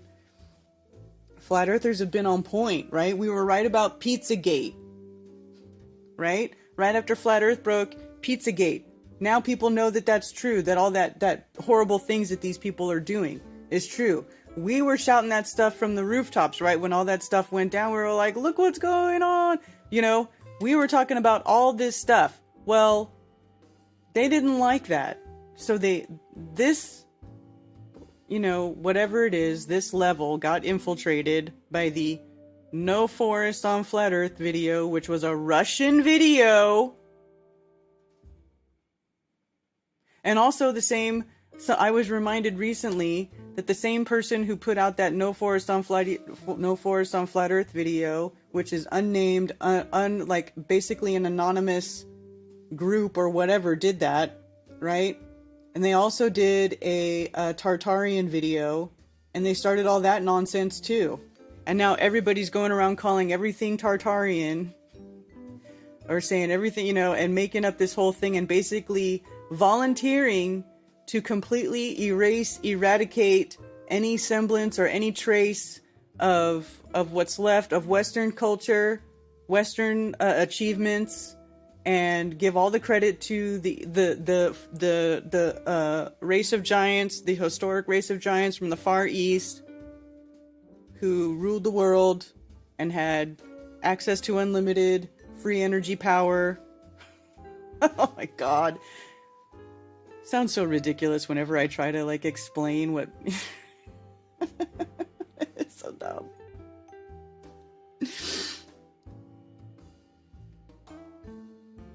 Being a glober is a whole mindset, yeah.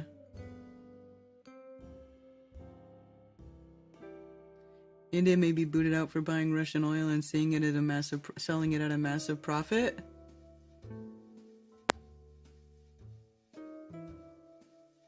Anyone notice Tucker Carlson just randomly talking about demons and giants and that they are real? Yeah, you know what I'm saying, man. They are working. I can see what's happening. Karen, the shift from west to east is surface level only. The underlying system is controlled commodity-backed exchange rate peg. Retardarian. Globalists control erroneous imaginations.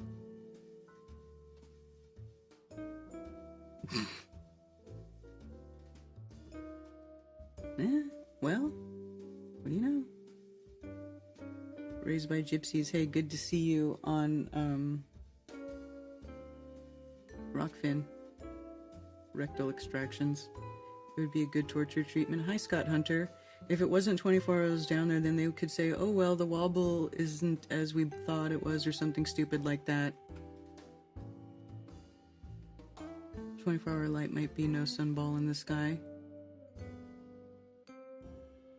I live on the Space Coast in Florida, and these idiots send up at least 3 to 5 rockets a week. Yeah. 11/11. Yeah, how rude to tell Tony C not to call in. Exactly, right, man? I like Tony. Tony was at Flatoberfest 2023 in Las Vegas, and we got to meet. And he's a cool dude, man. Why would you ever tell Tony not to call in?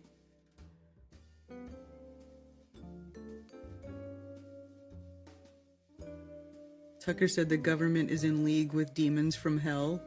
Did he really say that?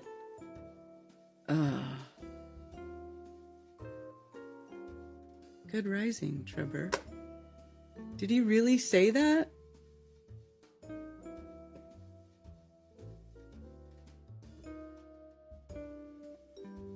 Yeah. Anyway, truth be told, I don't really want to spend too much time on this stuff. Because really we should be working to build our own sort of system within the system, adjacent to, inside of of what's going on and start networking and working with other people who have the same freedom mindset. And a great place to meet people like that is at Flattoberfest. Every year we have hundreds of them meet and spend a whole weekend together, and friendships that can last a lifetime are to be made at Flattoberfest. Yes, 11/11. Which part of Tartaria pisses you off so bad? You always get so salty when spoken of.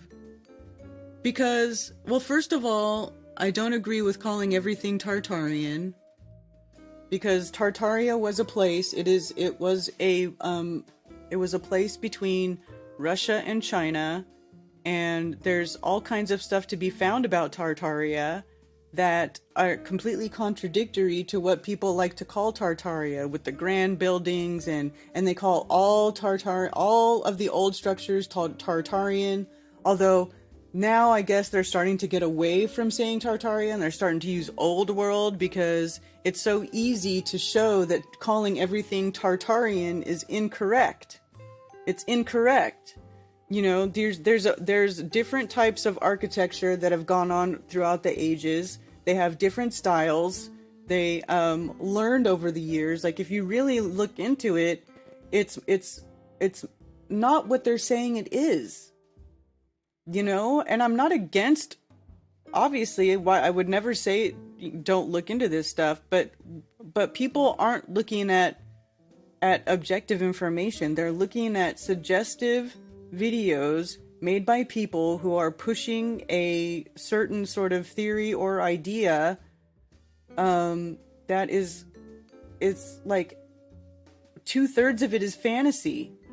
You know, it's like they're doing the same thing that globalists do, where they take truths and they mix it with lies and they put it in a pretty package, and then everybody buys it hook, line, and sinker, and they become deceived by it.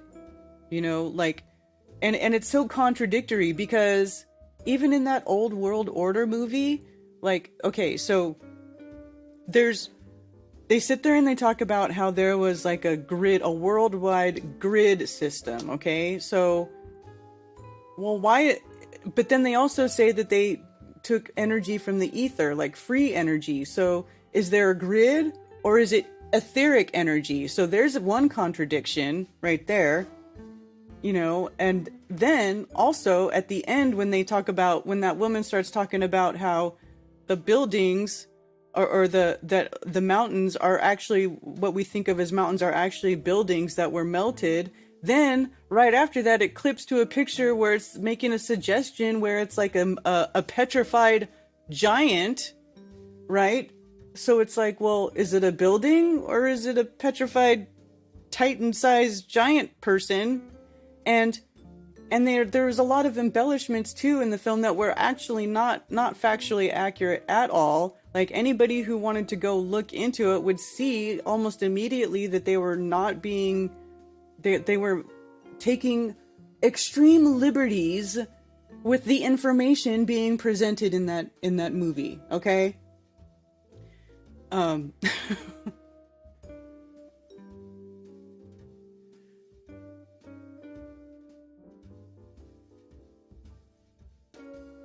Archery is the key to understanding Tartaria?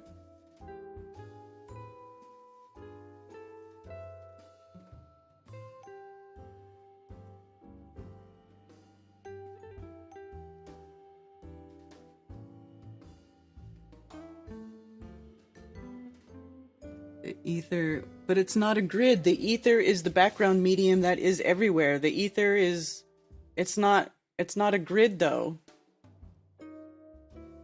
Like, I just don't think about it that way.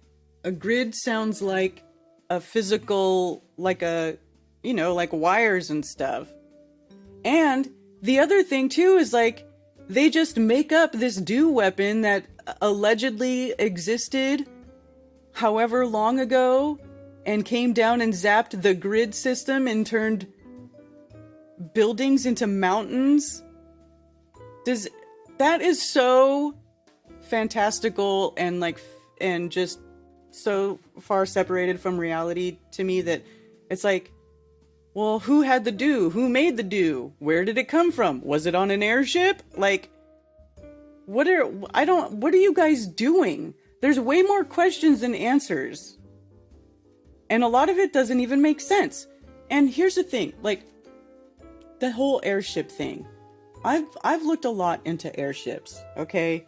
And they were showing some stuff from the airships, and I recognize some of the stuff they were showing from this website, airships.net. It's a whole website that talks about the complete history of airships, how they were used, what the schematics were, what was inside of them. There is not one airship listed on here that is capable of carrying more than like 100 people. And there's a person in that documentary telling everybody that the airships held thousands of people and had this and had that and this and that. There is absolutely nothing to corroborate that or to show that that was ever true in any way, shape, or form.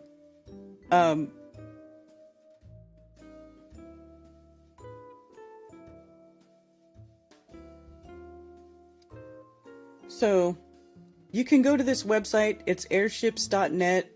You can look at so we look at Hindenburg. So Hindenburg was one of the biggest, right? Or I don't know if it was the biggest, but see. Hindenburg was the first airliner to provide regularly scheduled service between Europe and North America. Okay? What was the capacity of the Hindenburg? Detailed history.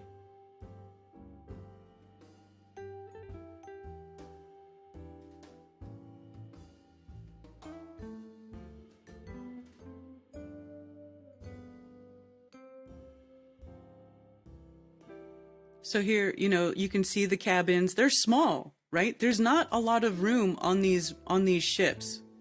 I gotta find where it was talking about how many passengers they actually fit. Because they had to have a crew. So here's the the dining hall. Not room for thousands of people. That's for sure.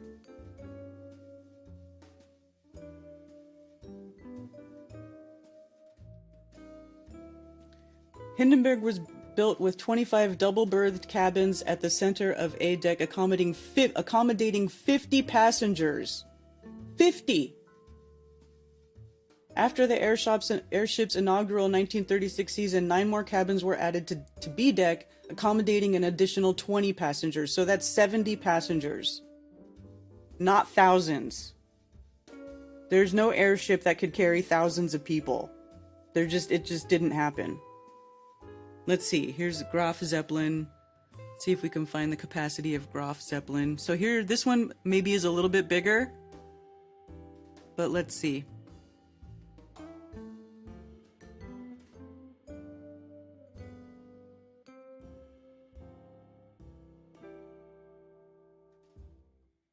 Largest rigid airship ever built. Okay.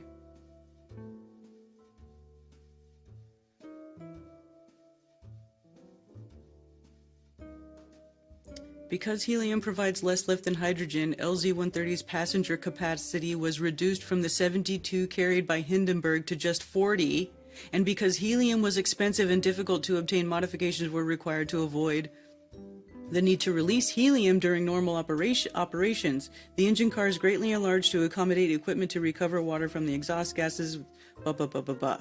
So this one was bigger, and it didn't even hold as much as the other one.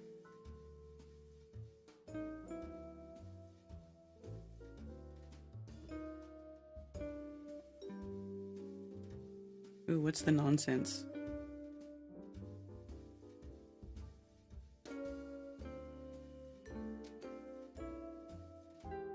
Oh, people saying that, like, see, putting a pool in an airship, like this stuff, it just doesn't work.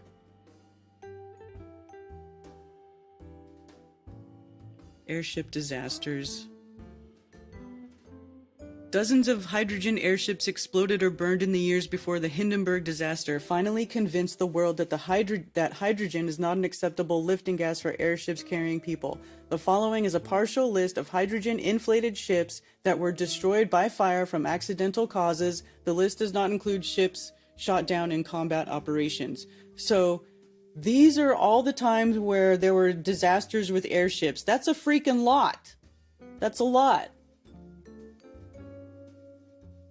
So all the way from 1908 to 1937, these are all the airships that blew up in fires.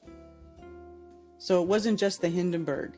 So airships were not exactly the best form of travel. People act like, oh, they took the airships away because they were, it was the true way to travel, blah, blah, blah. No, dude, they had lots of trouble. There was one airship that something happened and it got off balance and the thing was like this. It was standing straight up in the air.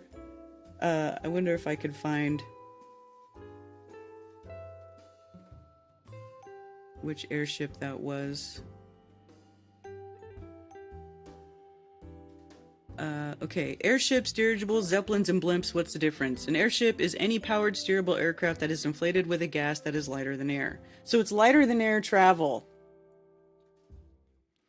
A dirigible. Airship and dirigible are synonyms. A dirigible is any lighter than air craft that is powered and steerable as opposed to free floating like a balloon. The word dirigible is often associated with rigid airships, but the term does not come from the word rigid, but from the French verb diriger, to steer. Dirigibles include rigid airships like the Hindenburg, semi-rigid airships like the Zeppelin, and the Goodyear blimp. The blimp, technically a pressure airship, is a powered, steerable, lighter-than-air vehicle whose shape is maintained by the pressure of the gases within its envelope. The blimp has no rigid internal structure. If a blimp deflates, it loses its shape. So that's the difference. The blimp is actually like a giant balloon, and the airships have a rigid frame, and then they have the things that hold the gas inside of the rigid frame. But none of them ever carried more than 100 people. Let's look at the Navy ones. Let's see what the Navy did. Because the Navy had a couple of airships, but they stopped using it because it wasn't practical.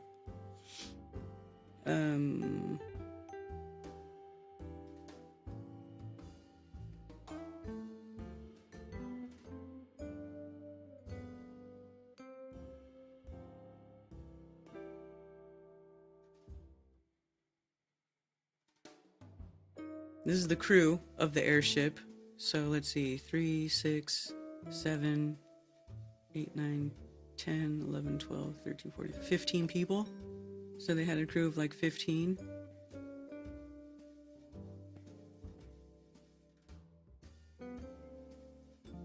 Okay, so anyway, but I would implore anybody, because even in that movie, when the guy was sitting there talking about how these ships held thousands of people and they had this and dance halls and blah blah blah blah blah blah and all this made up crap, they didn't show anything to back that up, did they? They didn't. Because I was watching, I was like, oh really, where do you get that information from? Because I did a deep dive into airships quite a few times. I was scouring the internet for anything I could find on airships. There is absolutely nothing to be found that can back up that wild claim that airships had thousands of passengers.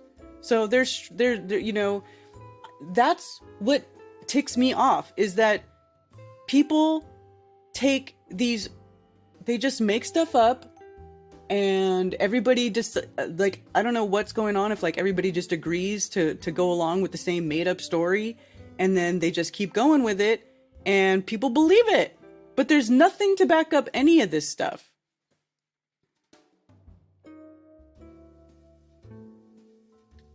Thank you for the super chat, Liz.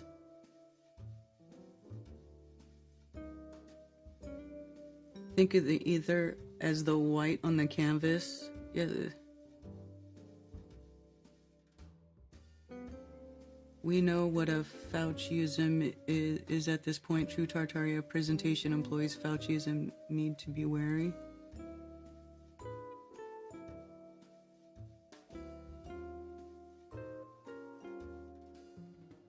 Experts believe it's possible. What's possible? They posed questions and shared what they have found. Disagree, sure. They didn't pose questions, though.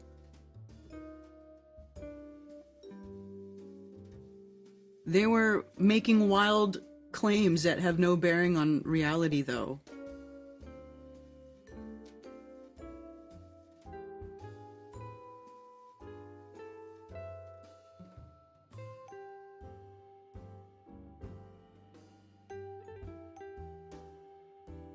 saw that Mountain Dew now has a brand of hot dogs.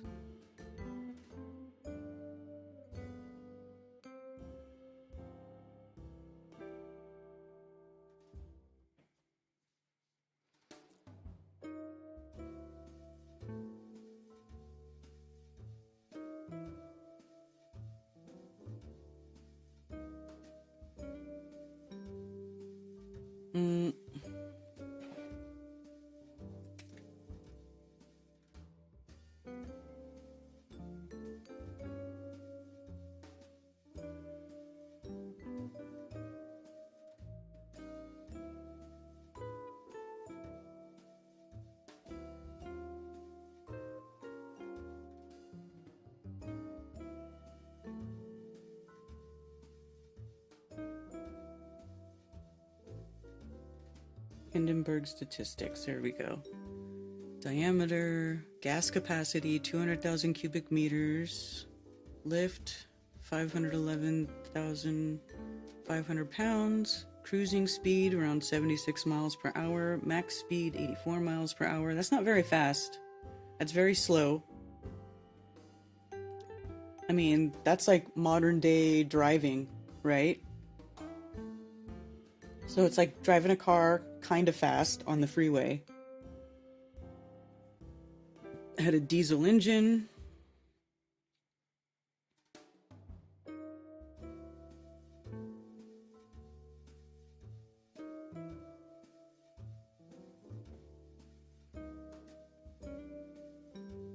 Let's see what it tells the range of a Hindenburg is.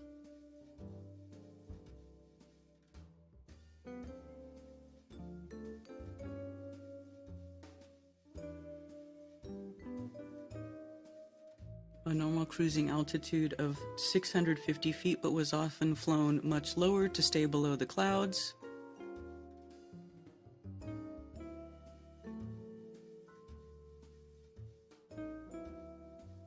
It was also a fundamental premise of Zeppelin operations taught by Hugo Echner that ships should avoid traveling close to their pressure height because of the possibility of ascending above pressure height and valving hydrogen, which always presented a certain risk of fire, especially in electrically charged environments. Okay, so there you go. You know how like when weather balloons, when they go higher up in the atmos, you know, the pressure is less and the balloon will expand until the point when it pops, in which case that's when it returns back down to the surface of Earth. So it's basically telling you here, you had to be careful about how high you flew in one of these lighter than air things because they're filled with gas, and as it goes up and the pressure reduces, the gas will expand. So you can't fly fast and you can't fly high. You can't fly above weather. So do you guys, I mean, think about that. Does it really sound like the right way to fly to a place like Antarctica over an ocean? The facts can be hidden. Oh, yes. Okay, so basically you're saying that this is a lie. So basically you guys have to go and prove that the people who are the airship enthusiasts and who put this up, that they're all lies. So that's the other thing that upsets me about Tartaria. If it doesn't fit their narrative, oh, it's a lie. The controllers are hiding it from you. It's a lie. Like, but you guys can't show any of this stuff to be fact. See, this is where it differs greatly from Flat Earth, because with Flat Earth, numerous people have gone on their own to do physical sight tests and various other things to show that the Earth is not a globe. Like, it's physically demonstrable to show that the Earth is not a globe the size and shape that they say it is, because of what I was saying earlier about the lack of curvature, and it can't be measured, and the long distance sighting that you see well over the geometric curve and water is always flat. Like, that is called observable, demonstrable, testable, and repeatable, okay? This stuff is everybody making stuff up and then saying, oh, well, that's because they're hiding the information from you. You know, not like they weren't hiding information from Flat Earth, but the difference is that we can show where it's wrong. Nobody can show where what they're saying about those airships is true. Nobody! Nobody. And I even did a whole thing on one of these, one of my coffee talks where I was showing the modern airships, where people are spending hundreds and hundreds of millions of dollars to develop airships to use. I mean, so yeah, they're still using the airship technology. People still build airships. It's not like nobody, nowhere is working on airships. It's not like nobody is developing airship technology. They are. And it's not even really a secret. Let's see. And then you guys get all upset because I say this stuff and you're like, well, Karen, you're not open-minded enough. This is where I have an issue, okay? This is where the issue comes up. So here we go. 5 airships in development today. Airlander 10, originally designed for the U.S. Army, the Airlander 10 may soon be taking tourists on luxury flights around the world. So there you go. Somebody's going to do it.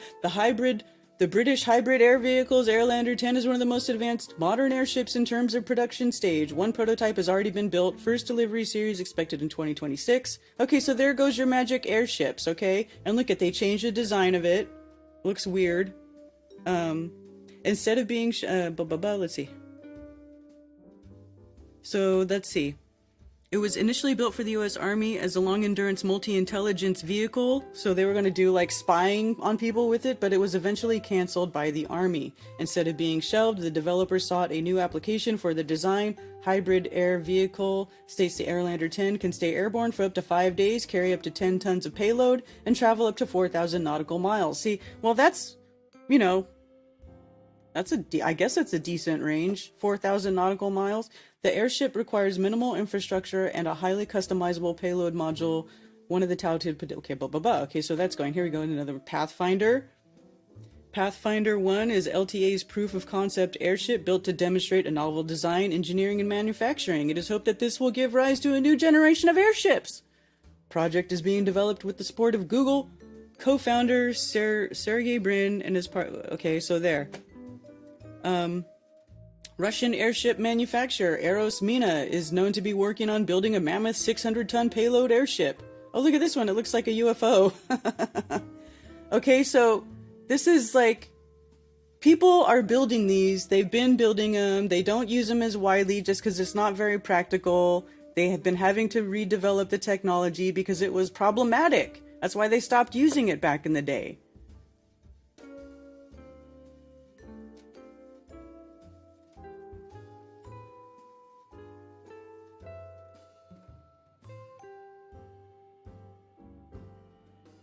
Just think, being in an airship, a tornado pops up, you're screwed. Antarctica gets up to 14,000 feet. That's a no-go for airships. Not only that, but it's really cold, too. I don't know what that does to a lighter-than-air travel type of vehicle, but I don't know that I'd want to be in one.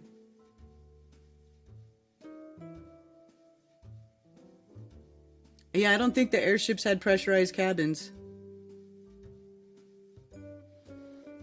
So anyway, but if you watch the content, they're stating these things as fact. And I'm sorry, but it's just not a fact. A lot of it is made up. And you know, and it works. People like it, they click on it, they watch it, they share it, they compliment it.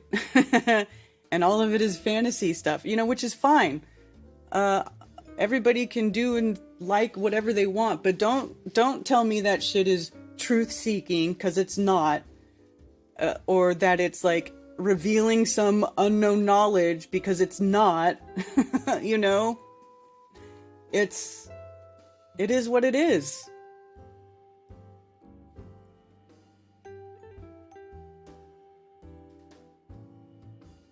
Look at how practical hot air balloons are for travel. Well, yeah. Lots of static electricity, like, right. So we know that, you know, as you go higher up in the air, the what is it? The hertz increases, right? Like 1,000 hertz every so often. which is why airplanes have those little points coming off of them, right? So it can bleed off that static energy, that stuff that it picks up. It bleeds it off back into the ether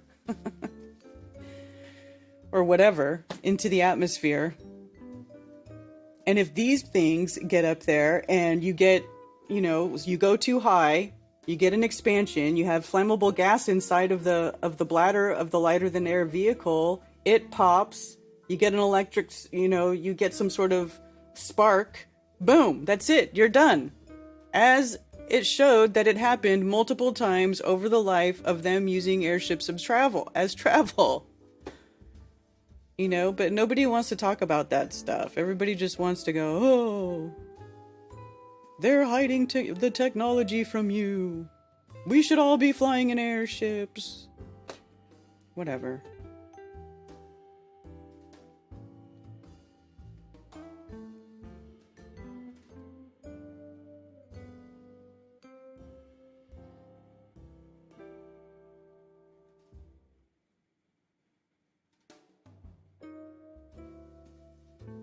What elevation does the air outside become same as the ship? I don't know. I guess it depends on the ship. Because they're all going to be different, right? Different sizes, different ships.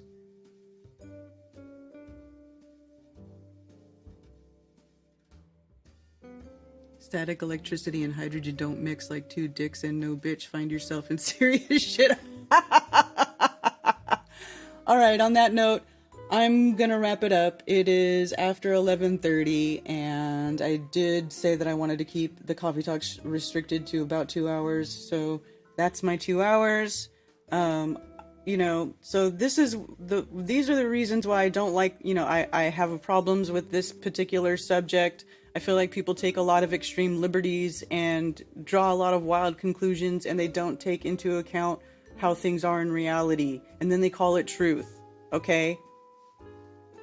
I have an issue with this. And then you can't go anywhere without a bunch of people, parroting back these wild claims.